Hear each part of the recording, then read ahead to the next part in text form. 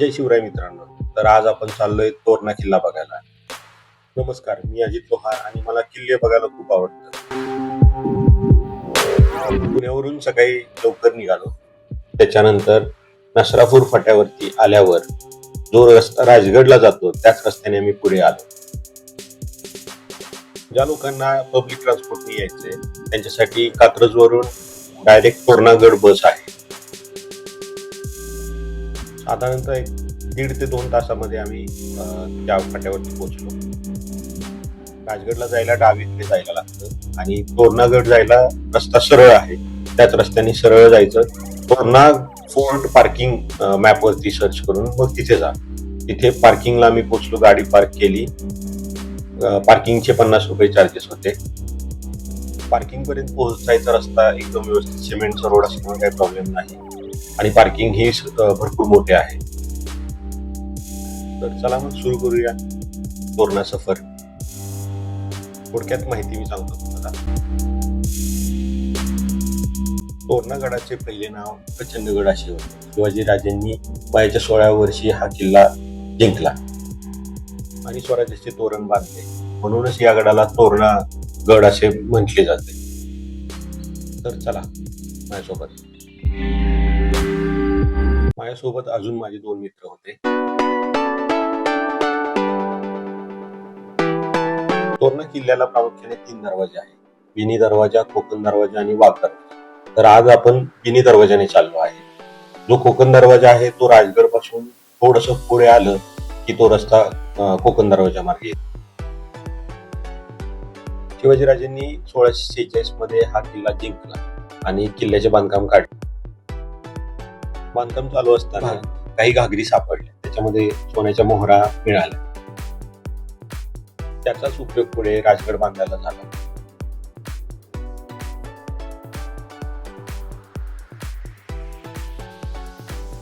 तोरणा किल्ला समुद्र सपाटीपासून 4600 मीटर उंचीवरती आहे. तोरणा किल्ला अतिदुर्गम प्रकारात मोडला जातो. साधारणतः 1.5 ते 2 तास तोरणा किल्ला चालायला.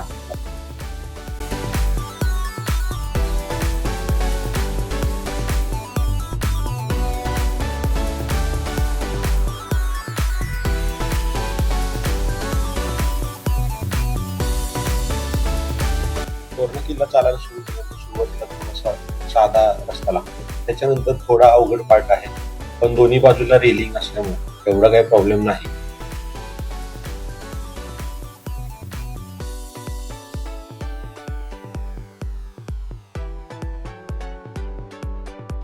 इथपर्यंत जर तुम्ही आलाच असाल तर व्हिडिओ लाईक करायला आणि सबस्क्राईब करायला विसरू नका.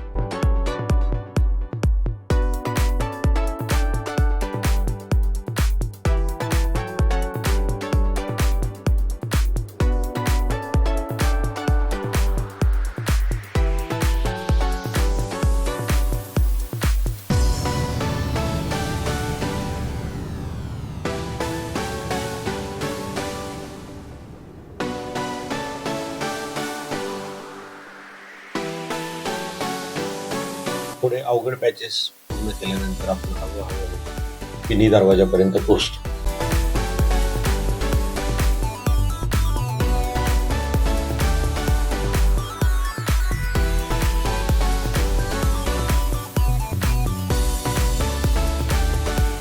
बिनी दरवाजा हा गोमुख आकाराचा आहे. अगदी दरवाजापर्यंत गेल्याशिवाय दरवाजा दिसत नाही. हा सेम दरवाजा रायगडावर देखील बघता येतो. शत्रूंना लवकर दरवाजा सापडू नये म्हणून असे दरवाजाचे नियोजन त्या काळी केले होते. बिनी दरवाजातून आतमध्ये आल्यानंतर काही पायऱ्या दिसल्या.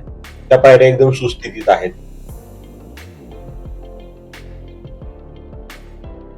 थोडे पुढे आल्यानंतर आपल्याला तोरणागडाचा मॅप देखील तिथे दिसतो.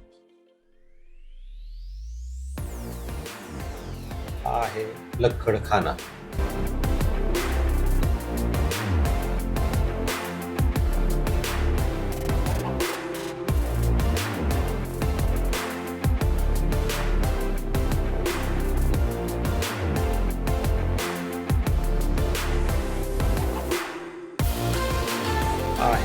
बाले किल्ला.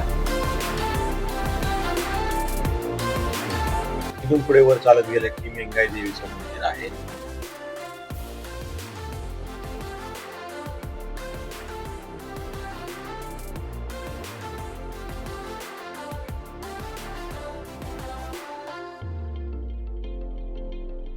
थोडं पुढं आलं की तोरणेश्वर महादेव मंदिर आणि तोरणाई मंदिर आपल्याला बघायला मिळते.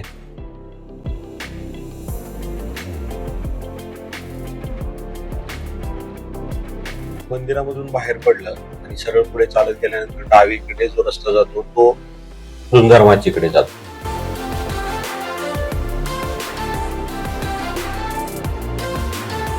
बुरुजाच्या भिंतीवरून पलीकडे जायला एक शिडी आहे. त्या शिडीवरून खाली उतरावं लागतं आणि तिथे खाली उतरण्यासाठी रस्सीची सोय केली आहे. रस्सी पकडूनच खाली उतरावे लागते.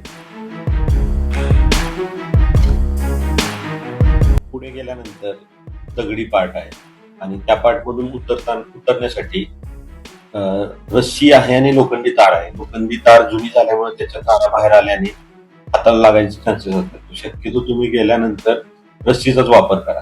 हा थोडा अवघड पार्ट आम्ही सावधानपणे खाली उतरलो.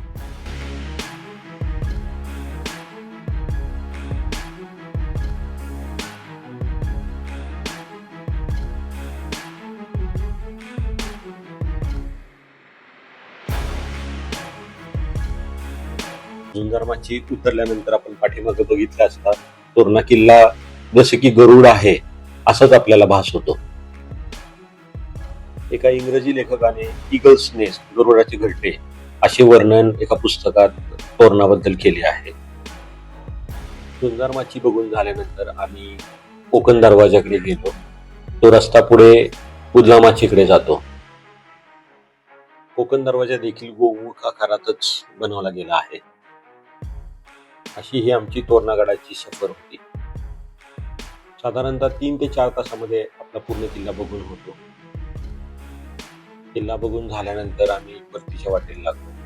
व्हिडिओ आवडल्यास लाईक करा, शेअर करा, सबस्क्राईब करा. धन्यवाद. भेटूया पुढच्या व्हिडिओमध्ये काहीतरी नवीन घेऊन. तोवर सबस्क्राईब करायला विसरू नका. धन्यवाद.